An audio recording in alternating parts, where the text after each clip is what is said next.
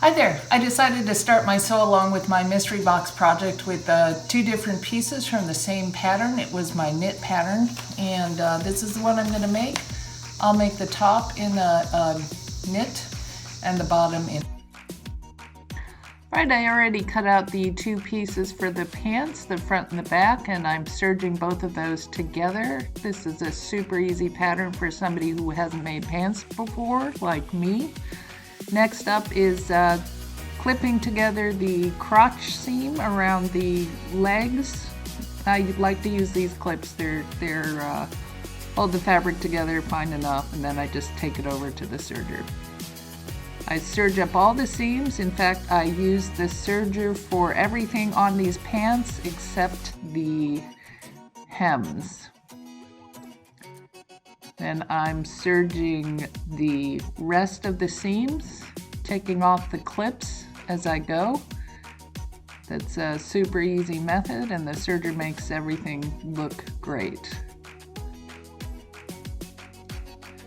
Then I take it over and I am actually measuring the waistband. I decided to measure a 3-inch waistband in addition to what the instructions told me, because I like a bigger waistband in the pants, so I made my own. Then I cut it out and I go ahead and measure it, and then I iron it. Basically, you iron it the same way you would iron your bias. I fold each side in about 1/2 inch, and then I fold it together in half, and I make a complete round of it. Now I have the elastic, and I find a piece of elastic that fits, and I measure it, and then I sew on the front, and I take 2 layers of the waistband and just sew it right onto the pants together, so that I'm creating a loop in the center of the waistband so that I can thread the elastic through. I go ahead and again serge all 3 layers together. Nothing fancy here, just 1 trip around the serger for the whole waistband, and you are good to go.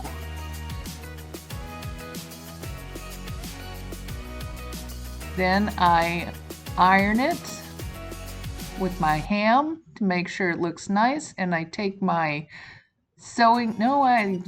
I thread the elastic right on through. I meant to say safety pin. I can't talk right now because it's moving too fast.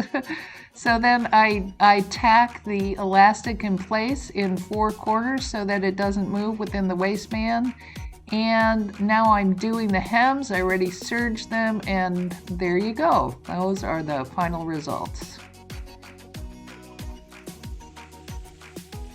These pants have an awesome color. They have about every color you can imagine, and I love my pink gym shoes, so I thought they'd make a really good match with that green and that pink.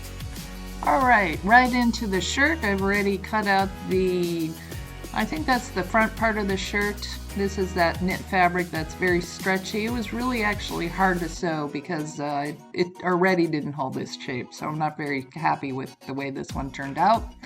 But onward, I'm cutting out the second piece. I believe this is the back side. I love to use a rotary cutter. I just find that it's more precise, and you can really go around those curves and the edges pretty well with this. I use Campbell soup cans are my favorite paperweight. I might at some point buy something real, but they function for me now.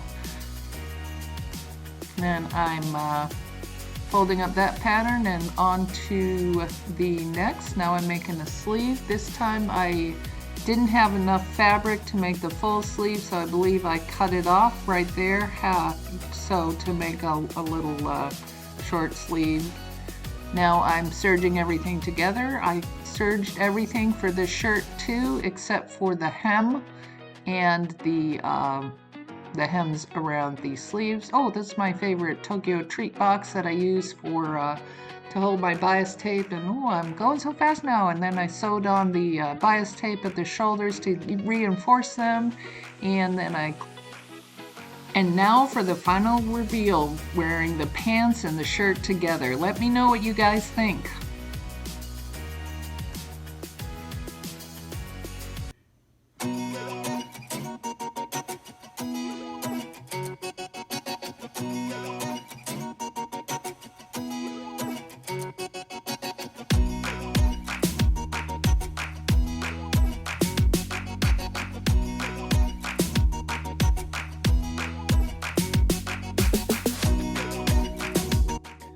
Okay, true confessions. The pants didn't fit, and I really did not like the way the top fit, so you guys are not going to see me wearing this one.